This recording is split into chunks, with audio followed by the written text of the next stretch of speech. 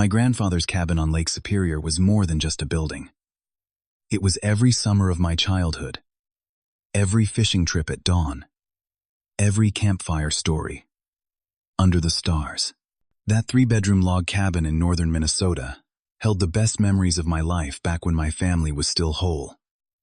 When I inherited it 3 years ago, I promised myself I would protect it. But I never imagined the threat would come from my own father, or that his decision to hand over a key would lead to police cars in my driveway and a scene that still makes my blood boil. Before I tell you how this nightmare unfolded, let me know where you are watching from in the comments. Hit that like button and subscribe, because what happened next will show you why family betrayal cuts the deepest. Now let me take you back to where it all started. My grandfather built that cabin in 1978 with his own hands. Every log, every nail, every corner of that place carried his spirit. The porch stretched wide across the front, offering a perfect view of the lake where the water met the sky. Inside a stone fireplace dominated the living room built from rocks he collected from the shoreline. A small dock extended into the water, weathered but sturdy, where he taught me to cast my first fishing line when I was 6 years old. Those summers defined my childhood. My parents were happy then, or at least they seemed to be. We would drive up from Minneapolis every June, staying until the leaves started turning. My father would grill walleye we caught that afternoon, while my mother read novels in the hammock. At night, my grandfather would build fires and tell stories about his years working the iron mines, his voice deep and steady like the lake itself.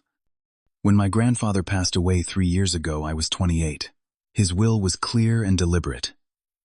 The cabin went to me, his only grandchild, who visited him regularly in his final years. My father had stopped coming around much after I turned 18, always too busy with work. My mother said the cabin reminded him of responsibilities he wanted to escape. I did not understand that comment until later. 6 months after the funeral, my parents announced their divorce after 32 years of marriage. My mother discovered my father had been having an affair for 18 months with a woman named Diane from his office. The betrayal shattered her. She had given him 3 decades of her life, raised me, supported his career moves, and he threw it away for someone who wore too much perfume and laughed too loud at his jokes. I stood firmly on my mother's side. When my father tried to maintain our relationship, I kept him at arm's length. We would meet for awkward lunches once a month, where he would talk about his new life, and I would nod politely while counting the minutes until I could leave. He seemed desperate to prove he had made the right choice, that Diane made him happier than my mother ever could. Diane came with baggage. 2 sons from her previous marriage, Brad and Kyle, both in their early 20s. I met them once at a family dinner. My father insisted on hosting. Brad was 22, Kyle was 20. Neither had finished college. Neither held down a steady job. They showed up in wrinkled t-shirts and talked mostly about video games and parties they had attended. My father hung on their every word, laughing at jokes that were not funny, trying so hard to be the cool dad they never had. I left that dinner with a knot in my stomach. Something about the way my father looked at them, like he was auditioning for a role he had already played with me, made me feel replaced. But I told myself to be civil. He was still my father, even if I did not recognize him anymore. 2 months later, my father called asking if he could borrow the cabin for a week. His voice had that careful tone people use when they are about to ask for something they know might be refused. I kept my response polite, but firm. The cabin was my private property, a place I used for personal retreat, for healing from the family implosion. He said he understood, though I could hear disappointment creeping into his voice. A month passed before he called again. This time he explained that Brad and Kyle wanted to experience nature, to get away from the city for a weekend. They had never spent time at a real cabin, he said. It would mean a lot to them. I gave him the same answer. They were not family to me. The cabin meant too much. It held too many memories I was not ready to share with strangers, especially not the sons of the woman who helped destroy my parents' marriage. My father's response turned defensive. He said they could be like brothers to me if I gave them a chance. I reminded him I never asked for brothers. The conversation ended with tension hanging in the air, like humidity before a storm. I felt uncomfortable, but assumed he would respect my boundaries. That was my first mistake. I still believed my father was the man who taught me to tie fishing knots and identify birds by their calls. I had not yet accepted that people change, and sometimes they change into someone you do not recognize at all. The call came on a Friday afternoon in late June. I was at my desk working on a logo design for a client when my phone buzzed. The name on the screen made me pause. Mr. Peterson. He was 72, a retired veteran who lived in the cabin next to mine year-round. We had a good relationship built on mutual respect and the occasional borrowed tool.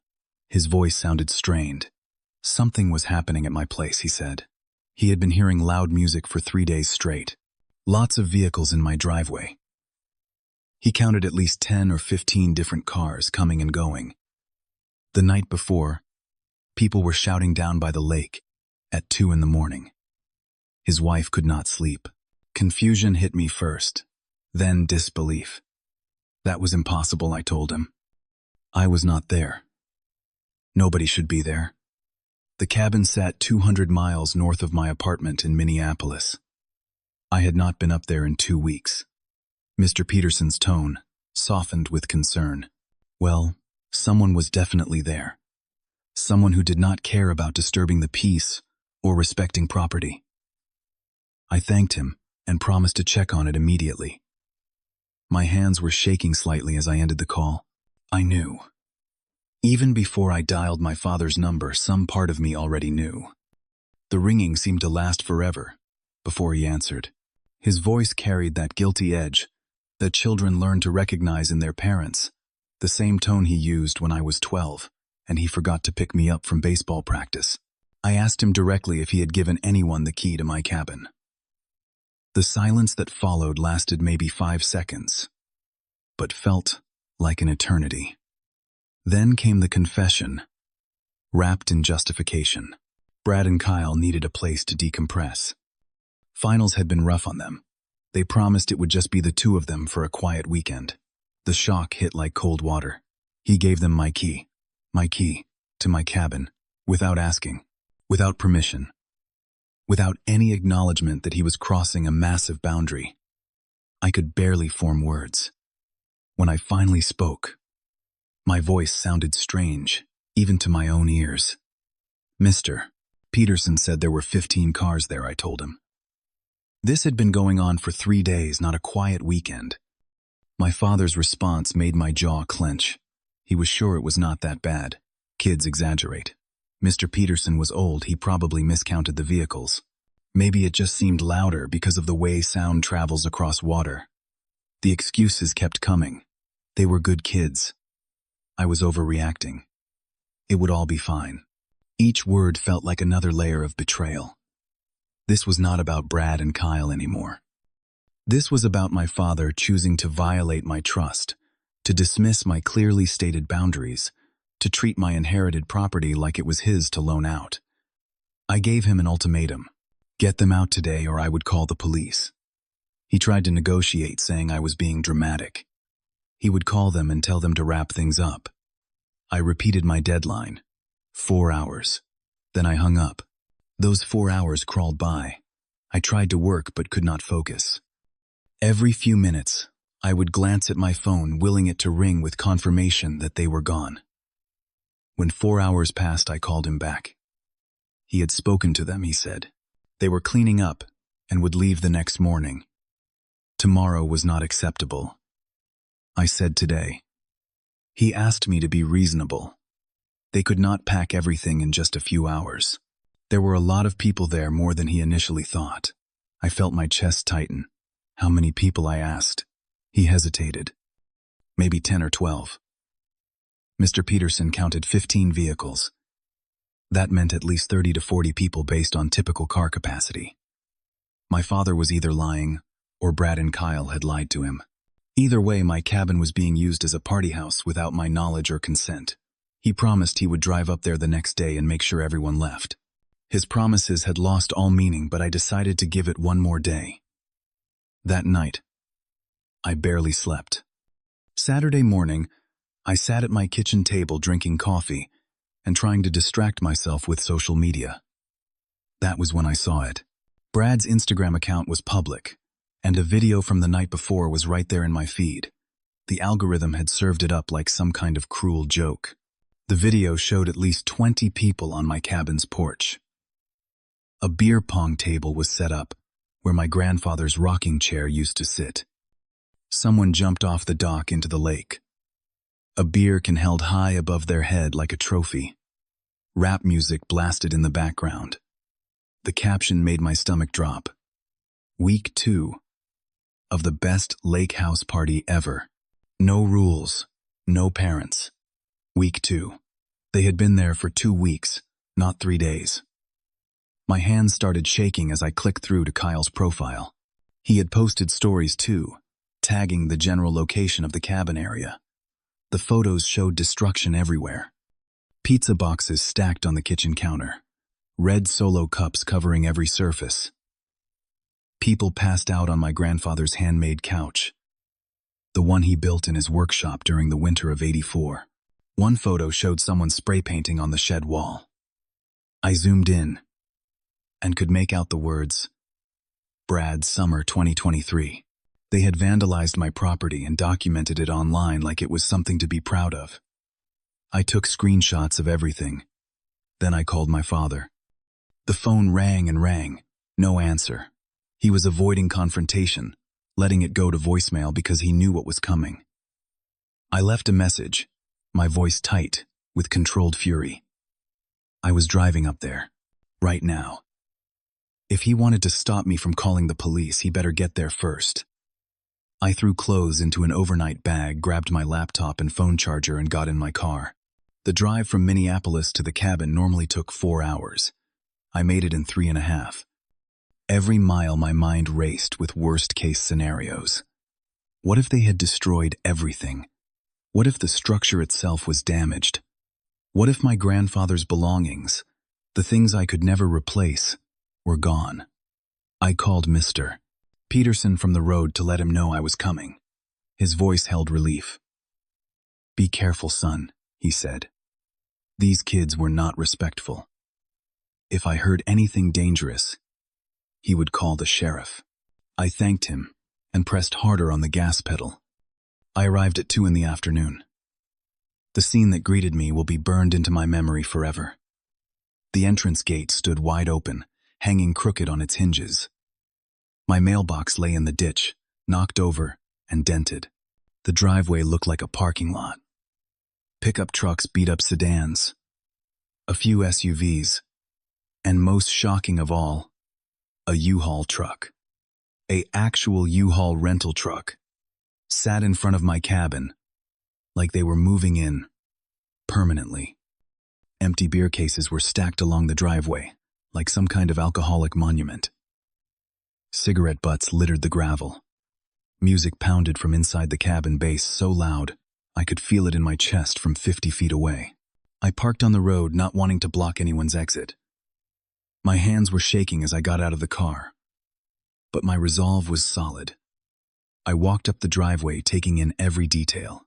The lawn chairs scattered across the front yard. The charcoal grill tipped over on its side. Food wrappers tangled in the bushes my grandfather planted. Down by the lake, the dock railing hung broken, dangling into the water. Beer bottles floated near the shore like toxic lily pads. I stepped onto the porch and stopped. The front door was wide open. Not just unlocked, but standing completely open to let in flies and whatever else. The screen door had been torn off its hinges and leaned against the wall. Through the doorway, I could see people inside. My breathing was shallow as I climbed the porch steps. I needed to see it all before I acted. The living room made me want to scream. Furniture had been shoved against the walls to create a dance floor. My grandfather's coffee table, the one with his initials carved into the underside, had a crack running straight through the middle. The stone fireplace was covered in sticky residue from spilled drinks. The kitchen was worse. The sink overflowed with dirty dishes crusted with old food. Trash bags sat tied but not taken out, flies buzzing around them. The refrigerator door hung open, the motor running constantly, trying to cool the warm air. Inside food had gone bad, the smell hitting me like a physical force. About 15 people were scattered throughout the space. Some passed out on the couch, shoes still on, tracking mud into the fabric. Others were awake, but clearly hungover, holding their heads and squinting against daylight. A few sat at the kitchen table playing cards with a bottle of vodka between them. I stood there for maybe 10 seconds just taking it all in. Then I walked to the stereo system and turned off the music. The sudden silence made everyone look up, confused and annoyed. "Get out," I said. My voice was steady but loud. "Now." People blinked at me like I was the intruder. One guy on the couch sat up slowly, his face pale. "Dude, who are you?" he mumbled. Brad stumbled out from the master bedroom, the room that had been my grandfather's, wearing only basketball shorts. His eyes were bloodshot, his hair sticking up in every direction. He looked at me with foggy recognition. "Oh," he said. "You are the uptight son. Your dad said you would not mind." Those words made something snap inside me. "My dad lied to you," I said. "This is my cabin. Mine. He had no right to give you keys. You are trespassing on private property." Brad actually laughed. A short, dismissive sound that showed how little he cared. He said we could use it.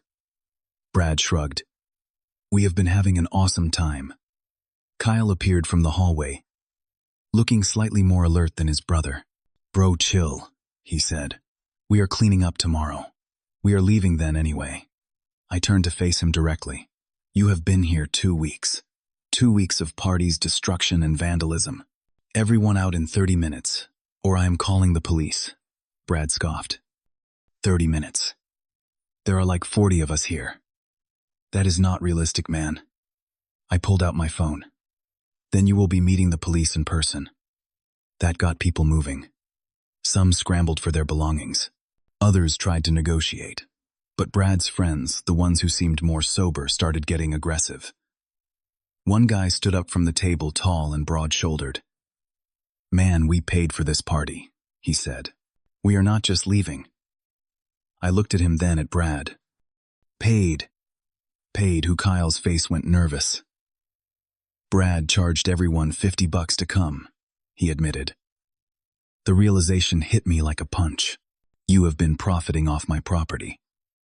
You turned my family cabin into a business. Brad shrugged again. That same casual gesture that showed zero remorse. Businessman. We needed to cover expenses. I dialed 911. My hand was steady now, my voice calm, as I explained the situation to the dispatcher. Trespassing, property damage, possible theft. She said 2 deputies would arrive in approximately 20 minutes, and to stay on the line if the situation became dangerous. Brad's face finally showed concern.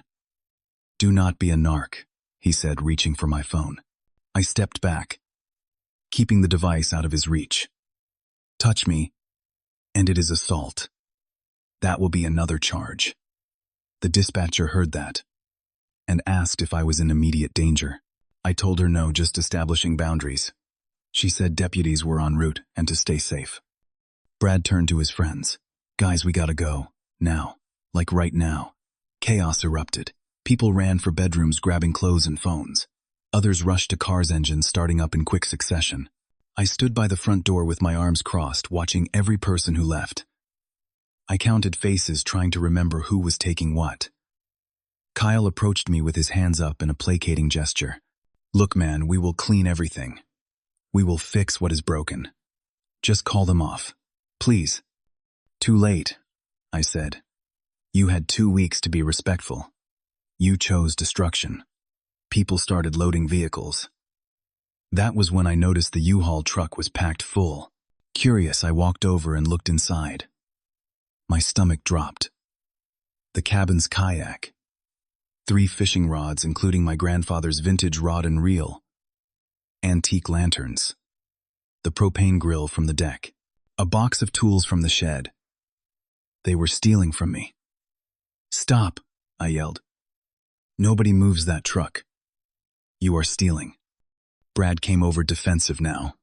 "We were just borrowing stuff. We were gonna return it." I blocked the U-Haul's driver door. Nothing leaves. Until police inventory everything.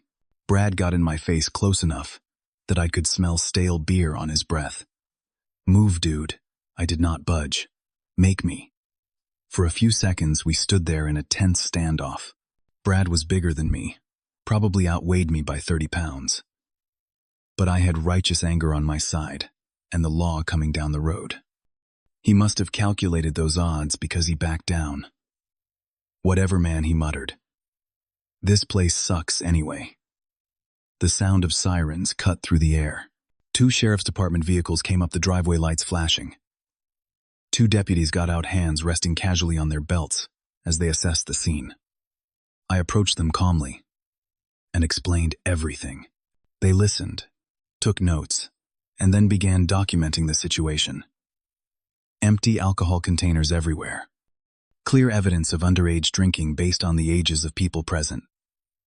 Damaged property visible from outside. Stolen items in the U-Haul truck.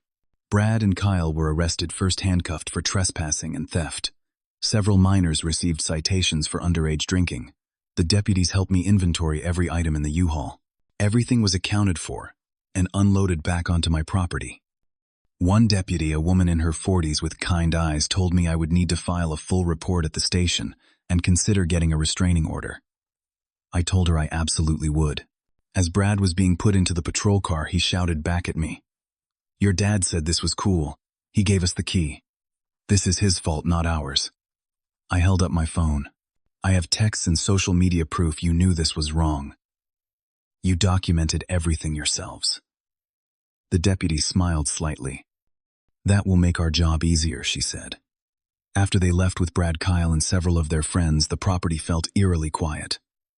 Cars continued to leave over the next hour, as word spread that police were involved. By 4 in the afternoon, everyone was gone except Mr. Peterson, who came over to check on me. "You did the right thing, son," he said, his weathered hand on my shoulder. "Your grandfather would be proud of you for standing up for this place." After Mr. Peterson left, I walked through the cabin, slowly cataloging every bit of damage. The broken coffee table my grandfather had made in his workshop. The stained couch where he used to nap on rainy afternoons. A cracked window in the bathroom. The graffiti on the shed wall, bright orange spray paint, declaring Brad's summer 2023 like some kind of twisted trophy. The dock railing hung at an angle, 2 posts completely snapped. Kitchen appliances were sticky with spilled alcohol. I found holes punched in the drywall of the smaller bedroom, probably from drunken roughhousing. The master bedroom smelled like sweat and cheap cologne. I took photographs of everything with my phone. Wide shots, close-ups. Every angle I could think of, for insurance purposes and potential legal action. I made a list in my notes app. Broken coffee table, stained couch, cracked window, graffiti removal needed, dock repairs, kitchen deep clean, drywall repair, new screen door. The list kept growing. When I finally added up estimated repair costs, the number came to roughly $7,000. That did not include my time, or the emotional damage of seeing my grandfather's legacy disrespected this way. I felt exhausted, not just physically tired from the long drive and confrontation, but emotionally drained. This place had been my sanctuary, and now it felt violated. But as I stood on the porch watching the sun drop toward the lake, I also felt something else. Relief. The cabin was still standing. The structure was sound. Everything could be fixed or replaced, except my grandfather's coffee table. And even that could be repaired by someone with skill. Mr. Peterson had stayed to help me bag up trash and haul it to the dump. Together, we filled 12 large garbage bags with beer cans, liquor bottles, food containers, and general debris. He did not say much, just worked alongside me like neighbors do in small communities. When we finished, he clasped my hand in a firm shake. "Your grandfather would be proud," he repeated. "Not just of protecting this place, but of how you handled yourself today. You stayed calm. You followed the law. You did not let anger make you do something stupid. His words meant more than he probably knew. That evening, as I was sweeping the porch, my father's truck appeared at the end of the driveway. He parked and walked up slowly, his shoulders slumped. He looked older somehow, like the last few hours had aged him. "Steve," he started. This got way out of hand. I had no idea it would go this far. I leaned the broom against the wall and crossed my arms. "You had every idea, Dad.